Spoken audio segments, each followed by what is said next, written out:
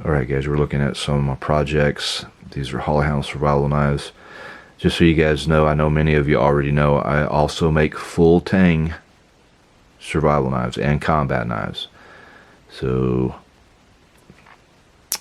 I'm trying to, with my Holly Hound survival knives, what my goal is I want to have the strongest mechanical hold attachment of anybody's Holly Hound survival knives out there. I want mine to be the strongest made. That's my objective, that's my goal, and I'm going to do it. I feel like I'm already doing it. From what I've seen, I don't think there's anybody can touch me right now on my Tang. On the size of this Tang, the thickness, these are locked out with real titanium crossbars, tight tolerances. They go into the tubes from the shoulders of the blades, 1 3/4 to 2 inches. On this Alpha Tracker model here, on this Holly Hound, we're going to go 2 1/4 inches. So we're taking up almost half that tube length, but you still got room for survival items. So these are pressure sealed with cold weld, rated at 5,000 pounds per square inch. Guys, they're not gonna move. The blade will break long before you ever move that Tang a centimeter, I promise you. I've cut these things apart. I've already got guys testing them.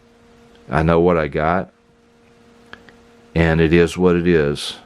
You got one hell of a .270 blade thickness. That's over 1/4 inch thick, 3/4 inches wide, almost 2 inches inserted in that Tang, locked out with a titanium crossbar.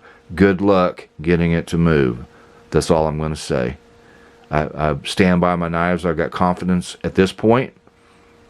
Confidence brings success. Success brings confidence. So it is what it is. So you guys that want a baton, knock yourself out. That's why I'm making mine to be the strongest. So there you go.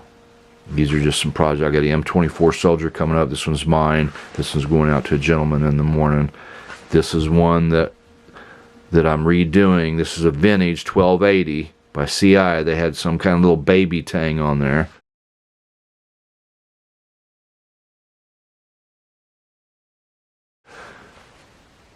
And I'm doing it right. I'm going to create this knife. Look at the Tang on that. Okay, look at the thickness of that blade. This is what I'm talking about. .270 blade thickness. Almost going into that tube that much. You guys can see